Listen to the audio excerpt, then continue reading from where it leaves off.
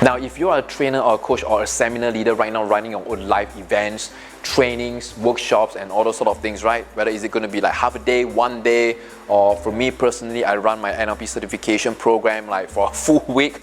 Now, here's one thing that you can do to dramatically increase your profitability, right, your P&L at the end of the day. Now, there are only like two huge components of the expenses that you're going to face when running a live event. The very first component is obviously your time. Now, this is going to be negligible. The reason why I say that is because whether you are running a seminar for 10 people, 20 people, or 150 people, you're essentially going to use the same amount of time, right? Does that make sense? The other half of the equation is going to be the real critical part. That is the logistics cost. And within this like huge component itself, the number one expense is going to be on the venue.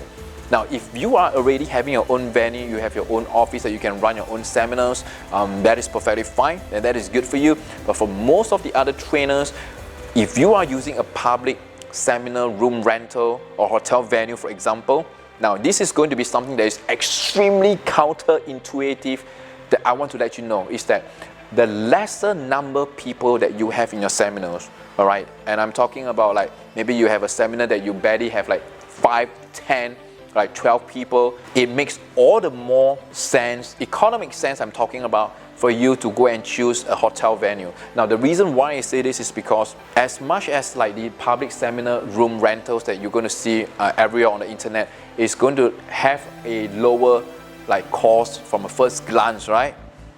It's going to make more sense for you to actually use a hotel venue, especially when you have lesser packs than what you desire for. And the reason is because when you have a seminar room that you actually book the entire space for a day, when you have too little people, the per head expense is not justifiable, and you might as well go to a hotel venue. And you know what I like about hotel venue is that you have all the food and beverage included, you have the tea breaks that's being inclusive, and you have all the things that you can ask for in a 4-5 star environment, the flip charts, the environment, the service from the hotel staff that is going to be at your disposal. And that is a huge plus, and that is going to dramatically increase the value perception of your seminars, of your workshop, all right? And that has always been the truth where live events is concerned. Now, the number one thing that people are going to be facing when having the kind of like negotiation with hotel, right? I'm just going to throw in another very ninja thing for you is that